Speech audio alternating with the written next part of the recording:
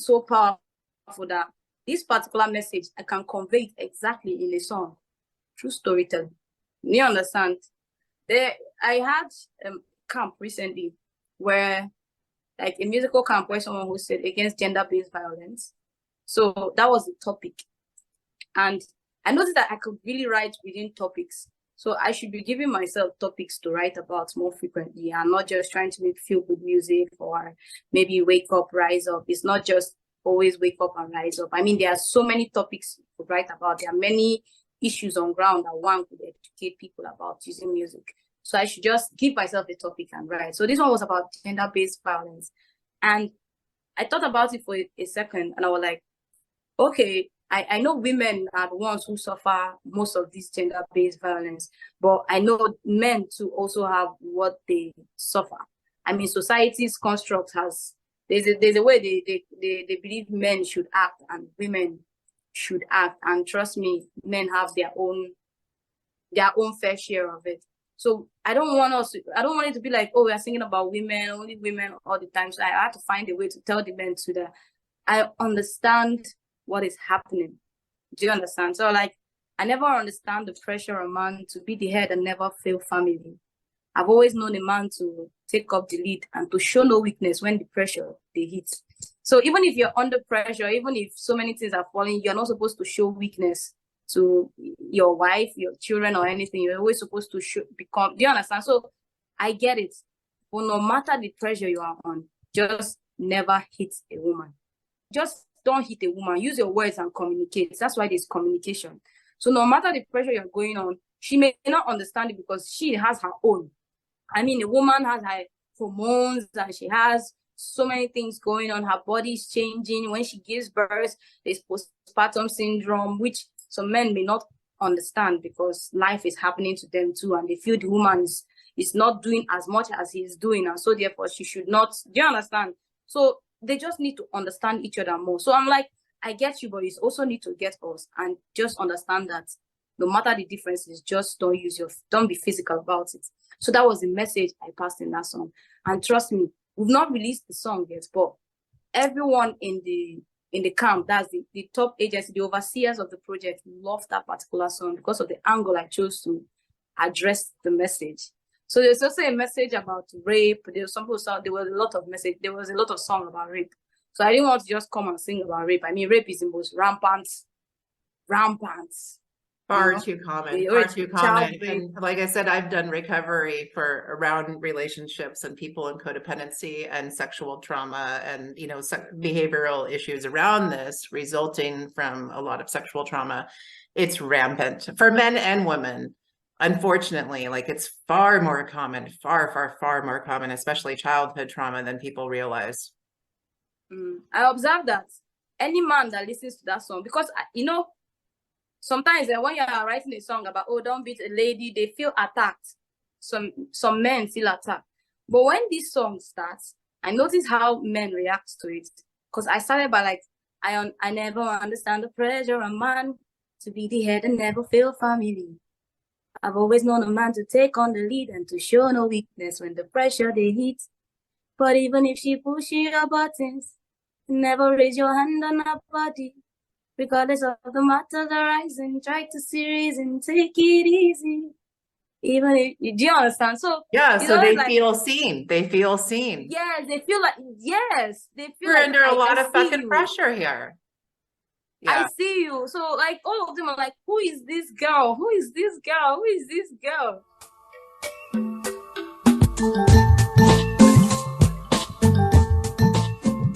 Instinct, how much that has played a role in your success and working with artists and navigating the business and, you know, quite frankly, revolutionizing an industry, you know, really bringing it to the forefront. It wasn't like there was a formula laid out for you. No. When we got into the business, like I was telling you, I mean, there was no 24-hour radio station. There was no 24-hour TV station. We were the pioneers of that. As a matter of fact, there were no private radio or TV stations. Everything was government owned. And the government gave you scripts as to what you can read in the news, what kind of music you can play. how long you could open, what commentaries you could. So everything was regimented. So there was no, playbook for us. There was nothing. Um, so when we came in and said, look, we're doing 24-hour radio stations, everybody, these American boys, they're gonna come here with their crap.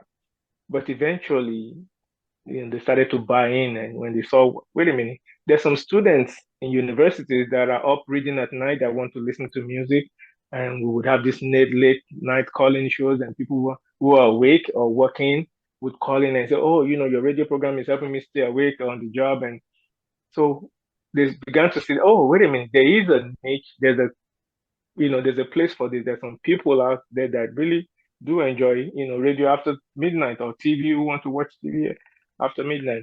Same thing with the music. When we got into music, we were just trying to, just like you, we were just trying to help a couple of young boys who we saw at a talent show, and they did a wonderful performance. They were university students. Is that the Remedies or someone else? The Remedies, yeah, Okay. The Remedies. It was at the talent show. And we said, wow, these boys are talented. And after the show, we were about to leave. We had no business with, with talent. So we were about to go. And these three guys came up. Well, actually, two of them came up and said, oh, guys, we know you guys on radio and TV. Can you promote us? I said, well, if you have a record, yeah, we can bring you by the studios and we'll see what we can do for you. But they didn't have a record. They didn't have anything done. They were just students. And actually, one of them was actually homeless. He was sleeping on the streets at that time. He later told us. So, but their persistence, they kept coming to the radio station and kept, disturbing. I said, guys, we have talent. We want to sing. And yeah, I know you want to sing, but what do you want me to do? I'm just a radio presenter. I don't have a studio. But one thing led to the other, and we smuggled them into one of our studios, and we recorded one of their first songs, which was Shakomo, and put it on radio, and the rest, they say, is history. And people call that the founding song for what Afrobeats is today. That was the very first song that Nigerians and West Africans embraced in unity across board, without any, and that should give us the idea that, wait a minute, Nigerians really can like something other than Michael Jackson and Tupac Shakur and Notorious B.I.G., and should we continue with this? Should we do a second song? Should we do a second CD? Should we do an album for these guys? And in that, we came up with a record label. And so that goes back to tell you, sometimes in helping others, you're also helping yourself.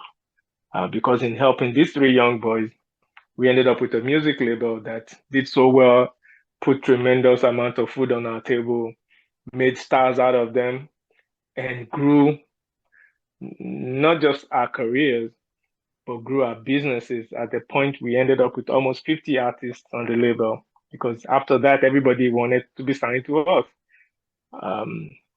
So sometimes when you are at that point, you feel like, why am I doing this? Sometimes in just helping someone, you could be setting the foundation for what could be your own greatness or your next move up the ladder. It's really fascinating because I grew up in the Seattle area, and I'm really good friends with a guy named Jonathan Poneman, who launched Nirvana's career and started the whole grunge scene of Seattle. And it so reminds me, listening to your story and watching all this, it really reminds me also of his story with a lot of the bands, and that he still is, representing, he still runs Sub Pop Records and a lot of the big indie artists, and he's been really fascinated too, kind of watching what I've been doing the past year, and like some of the African artists that I've been really aggressively pushing on my friends. And most of my friends are not into Afrobeats. I go to a lot of Afrobeats parties here in Lisbon, and like my house became the Afrobeats house in the small town that I was living in, but it's still like, there's still a big gap. There's a lot of people that, I'm like the only one, and I have to go to parties by myself because Well, my friends aren't into it yet. Trust me, I know how you feel. Yeah, just like you said, the parallels are there. When we started this thing, like I said earlier, um, people thumb their noses up like, oh, what is that? What are they playing? What is that? Oh, let's see. Why can't you play, Michael Jackson? Right? But look at it today. You practically go to any party now. You rarely hear foreign music, especially in Nigeria, in any part of Africa. If it's not piano, it's Afrobeat. And so you could have spent 10 hours at the party, you won't hear one foreign song, you won't hear any Usher, you won't hear any rap. It would be, but back then, so it was a struggle to get people to listen to what we had to offer. So yes, it might be a lone road for you right now, but I bet you in 2, 3, 4, 5 years, when those boys start to pick up, they'll be looking for you. People are going to be calling you, oh, I know Erin. Yeah, she's my friend. She's my friend. Yeah, Erin is my friend. And that it happened. I mean, I have to tell you this short story. My father at the time, when I went into music, my father was adamant that no, I mean, I want you to become a doctor, a lawyer. What is this nonsense about music? You want to make a nonsense of your life? But I had this vision that he didn't see. Your vision is not their vision. Just like you have your vision now and you're working on it, which your friends don't see, your family members don't see, but it's your vision and it's up there. And you've imagined it, you felt it, and you're receiving it now, and you're in that process. And you just have to keep forging ahead. And that's why they say, show them your results. Don't a lot of people, once you tell them what you're doing, they talk you out of it. So I've learned not to tell people what I'm doing. I show them my results. When they see the results, okay. So at a point, my father was very adamant, no, you're not going to do anything. So I stopped telling him. So one day I just said, okay, let's go for a ride. I took him to the radio station. I took him to where I was working. And when he saw the kind of respect I had, like everybody was milling around me, oh, D1, people wanted to take pictures with me. People wanted my autograph. They were asking him, oh, are you D1's dad? Oh, nice to meet you, sir. So he started to change his mind, like, oh, wait a minute, this boy he's doing something here. And he saw celebrities that he looked up to, like King Sunny Ade and him, and they had that much respect for me. So he started to change his mind, like, oh, okay, maybe this boy is onto something. He's doing what he wants to do. So let me support that. So this is just to encourage you. Never lose your momentum, never lose your focus. The path less beaten is usually the right path, because if everybody was on your path, I mean, you'd be lost in the crowd. So you're doing something you love, you're doing something you're passionate about, and that's why it seems like you're the only one that's doing it. And that's why even the people you're doing it for are questioning, why are you doing it? But because the vision is yours and you know where you want to go with this, and basically you're not in it for the money. So I'm sure they see your quote unquote honesty about it, that you're just doing it for the drive. Of course, eventually, we hope and you pray that it will put food on the table. I hope that. Oh no, I mean, let me be clear. Of course it will, but it's important that those that are following you and those you're working with understand that it's not just for the money. Because I always tell people, if you go into something for the money, once the money doesn't come in the first week or month, you're going to quit. But if it's something you love doing, you'll keep doing it, even if the money doesn't show up. I show you I'm the bad the took the over the back of the book and the joke of the like and the book and the second the people that look at the big and the dog the little talk at the back. That's my style. You better watch your back, and that's the reason why me so Kwin, Ayo Shonaiya.